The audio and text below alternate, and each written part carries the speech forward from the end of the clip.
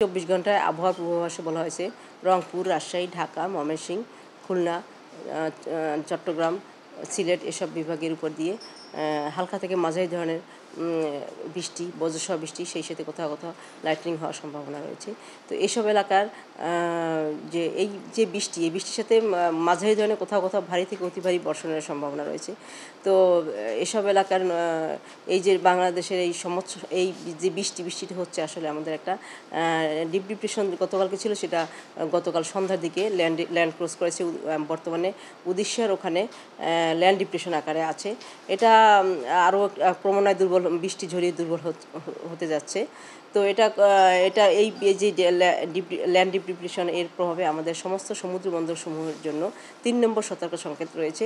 এটা আজকে থাকবে এবং আগামীকাল সকালে এই সতর্ক সংকেত উদ্র হওয়ার সম্ভাবনা রয়েছে।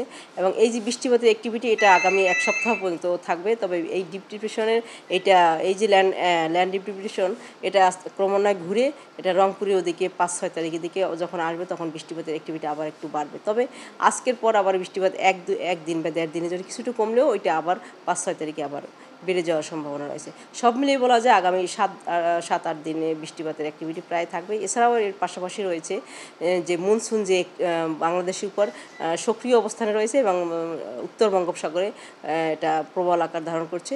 তো এই মনসুন এবং ডিপ্রেশন সব মিলিয়ে আমাদের 8-10 দিন থাকতে পারে। এবং এই মনসুন এই অক্টোবর মাসের মাঝামাঝি মনসুনে একটা উদ্র হওয়ার সম্ভাবনা রয়েছে। উদ্র হওয়ার আগে একটা আবহাওয়ার পরিস্থিতি একটা অ্যাবনর্মাল একটা ওয়েদার দেয়, এই কারণে বৃষ্টিপাত 8-10 দিন আগামী থাকার সম্ভাবনা রয়েছে।